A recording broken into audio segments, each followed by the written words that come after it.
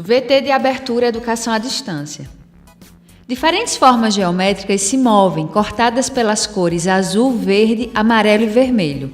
Se transformam na logo da Escola Técnica Estadual Professor Antônio Carlos Gomes da Costa. As cores e formas se misturam em fundo azul e vermelho. Abaixo e à direita da tela, o nome: Educação à Distância. Curso técnico em multimeios didáticos. Audiovisuais, a arte, técnica e linguagem. Expressar a compreensão dos aspectos da comunicação intencional a partir da utilização de recursos audiovisuais no cinema, na fotografia e na televisão, em sala de aula. Olá, essa é a disciplina Audiovisuais, Arte, Técnica e Linguagem do curso de Multimeios Didáticos e eu sou a professora Diana Pessoa. Descrição: ela está em pé, é branca, cabelo loiro, na altura do ombro, olhos castanhos, usa óculos branco, veste blusa branca com listras pretas, visto da cintura para cima. E vou apresentar agora a competência 2, que é expressar a compreensão dos aspectos da comunicação intencional a partir da utilização de recursos audiovisuais no cinema, na fotografia e na televisão em sala de aula. De acordo com o nosso quadro, vamos à primeira abordagem de audiovisuais em sala de aula. Então, as primeiras aproximações dos audiovisuais com a escola foi na década de 70. Foram apenas no sentido de ilustrar conteúdos. Os audiovisuais ultrapassam nossa memória intermediária, de curto prazo, e se instalam em nossa memória principal, de longo prazo, de uma forma que as cenas que nos marcaram nos revisitam muitas e muitas vezes, como déjà vu. Você já ouviu falar nessa expressão? É uma expressão em francês que significa quando a gente se depara com determinada cena, é como se a gente voltasse a essa cena que foi vivida ou por nós, ou foi um sonho que tivemos, ou foi algum filme que assistimos. Enfim, nós voltamos à cena. É o famoso déjà vu. Evoluindo um pouco mais, vamos para o conceito de alunos 3.0 versus professor 1.0. Quando eu penso assim, aluno 3.0, eu posso sugerir, eu posso imaginar que o aluno passou por uma espécie de evolução, né? Porque 3.0 e o professor 1.0, como é que é isso? Então, conforme está aí especificado no nosso quadro, o aluno 3.0 é aquele que transita com facilidade em jogos e ambientes digitais e aprende com facilidade a partir desse tipo de plataforma. É uma geração que já nasceu com um ilimitado acesso à informação, extremo potencial de interatividade e liberdade de escolha. São jovens para os quais o mundo é uma aldeia global conectada. Ou seja, o aluno ele já nasce hoje inserido no cybermundo, na era digital. O aluno tem 1000 artifícios que prendam sua atenção. Ele é muito ligado à internet, às redes sociais, aos aplicativos, eles praticamente não vivem sem isso. E operacionalmente, eles dominam muito mais essas ferramentas do que nós, professores. É por isso que se coloca muitas vezes que o aluno já está numa versão 3.0, enquanto o professor está numa versão 1.0. Aí o que é que acontece? Em sala de aula, os professores muitas vezes querem reproduzir a aula no formato de alguns anos atrás. Para não ser injusto, eu não vou colocar aqui décadas, né? Mas muitos ainda usam os formatos antigos de aula. Então fica muito difícil para o aluno que tem milhares de artifícios e milhares de coisas para chamar sua atenção, prestar atenção numa aula colocada como aula tradicional, vamos dizer assim. Então é importante refletir sobre isso. Se o aluno já está no patamar 3.0, e o professor, em sua maioria, continua no patamar de 1.0, o professor vai ter que se engajar num projeto de melhora de si mesmo, nesse sentido tecnológico, nesse sentido de avançar para outras versões.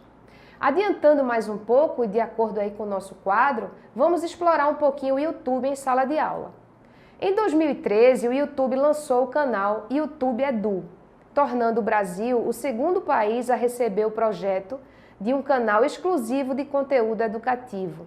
Inicialmente foram selecionados 8.000 vídeos de professores brasileiros, já reconhecidos na plataforma e com canal próprio, e os dividiu por disciplinas, como biologia, matemática, língua portuguesa, física e química, com foco no ensino médio. Você alguma vez já acessou o YouTube Edu? Ou pelo menos você sabia que existia uma versão do YouTube voltada apenas para a educação, apenas para as salas de aula? Vale a pena conhecer. São muitos vídeos, tem muito professor, muita professora se engajando na produção. A coisa está ficando cada vez mais profissional, cada vez mais abandonando o amadorismo. É muito importante que isso aconteça, porque o aluno não vai querer assistir qualquer coisa. Ele está, como eu falei anteriormente, numa versão bem na frente do professor. Ele vai querer assistir vídeos de qualidade. Então eu sugiro que você dê uma passada no YouTube Edu para conhecê-lo. Uma outra plataforma que é muito utilizada, que é o Instagram, né? Que é basicamente a primeira instância. Quando eu falo Instagram, pensa-se apenas em publicar fotos, né? Mas dá para fazer muito mais com o Instagram. De acordo com o que eu elenquei aí no nosso quadro, nós temos alguns pontos que podem me fazer usar o Instagram, me levar a usar o Instagram em sala de aula. Então vamos ler juntos. Ponto 1, enviar notificações ou lembretes visuais. Eu posso fazer isso com o meu aluno, ter esse canal de comunicação. 2, divulgação dos trabalhos dos alunos. O que acontece é que quando os alunos têm os seus trabalhos publicados com outras pessoas para assistir, o nível de capricho sobe muito. O nível de engajamento num determinado projeto, numa determinada produção, vai lá para cima. 3, eu posso usar o Instagram ainda para rever o conteúdo de classe. 4, recomendações de leituras. 5, eu posso ainda acompanhar todo o progresso do aluno ao longo do tempo. Eu posso ir publicando as fotos, né, dos projetos que estão acontecendo ou combinar com os meus alunos como é que eu vou fazer para acompanhar esse progresso. Avançando um pouco mais no quadro à frente, temos os outros pontos. Ponto 6, incentivar e envolver seus alunos, né? Então, se o Instagram é uma plataforma predominantemente visitada pelos alunos, eu vou usar isso a meu favor. Ponto 7, realizar concursos. Ponto 8, documentar o ano letivo. Ponto 9, encenações. Eu posso documentar as encenações acontecidas em sala de aula. E o ponto 10, eu posso pedir aos alunos para compartilharem conteúdo relevante. Um caso bem interessante que eu vi ultimamente de Instagram em sala de aula é um professor que ele faz um trabalho sobre a Segunda Guerra Mundial e ele pede aos seus alunos que pesquisem sobre a Segunda Guerra e criem um perfil no Instagram para publicar essas fotos. Foi muito interessante, os alunos se engajaram bastante e trouxeram fotos impactantes que levou a muitas reflexões e através da hashtag, de uma determinada hashtag, era possível localizar essas informações ou essas fotos no Instagram. Mas a propósito, você sabe o que é hashtag? Vamos aí para a nossa ilustração. Imagem de uma pessoa segurando um cartaz, onde está escrito o símbolo do jogo da velha. E você vai ver a figura de uma hashtag. A hashtag é um ponto que vai direcionar as pesquisas para determinado termo. Então, por exemplo, se eu quero encontrar algo no Instagram, no nosso exemplo, eu falei do professor que estava abordando a Segunda Guerra Mundial. Então, na caixa de busca, eu coloco a hashtag ou sustenido, ou também conhecido como jogo da velha, antes de colocar Segunda Guerra Mundial.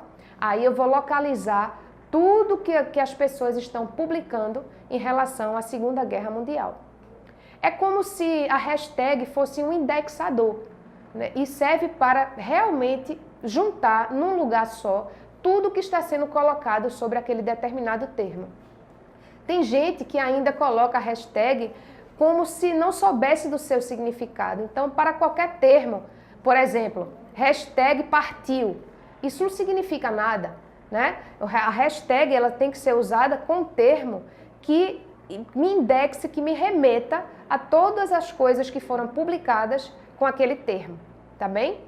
Voltando aqui para o nosso quadro, vamos abordar a comunicação intencional. A comunicação intencional tem a função de persuadir, ou seja, convencer, levar a, influenciar, sugestionar, etc. A intencionalidade pedagógica é toda ação consciente planejada e executada pelo professor educador, acomodada no fazer pedagógico, que é o espaço relacional daqueles que ensinam e aprendem.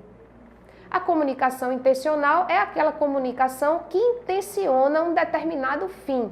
Então, eu tenho que abordar, eu tenho que pesquisar sobre comunicação intencional antes de desenvolver qualquer material. Porque se eu quero direcionar esse material para determinado ponto, eu preciso ajustar a minha intencionalidade antes de prepará-lo. Então, aqui finalizamos a competência 2, reforçando que você participe das atividades, participe do fórum, do chat, leia o caderno e siga todas as instruções ao longo do caderno. Obrigada. Som direto. Luiz Vitor. Imagens. Luiz Vitor. Interpretação de Libras. Davidson da Silva. Audiodescrição. Jonara Medeiros Siqueira. Produção de vídeo. Joana Rodrigues. Direção de arte. Isabela Oliveira. Edição. Alisson Lima. Danilo Albuquerque. Professor autor. Diana Pessoa. Design educacional. David Souza Nascimento. Renata Marques de Otero. Terezinha Mônica Sinício Beltrão. Coordenação do curso. Anara Mariane Perboá. Coordenação executiva. George Bento Catunda. Coordenação geral. Paulo Fernando de Vasconcelos Dutra. Videoaula produzida em abril de 2017. Conteúdo produzido para os cursos técnicos da Secretaria Executiva de Educação Integral e Profissional, em convênio com o Ministério da Educação, Rede ETEC Brasil.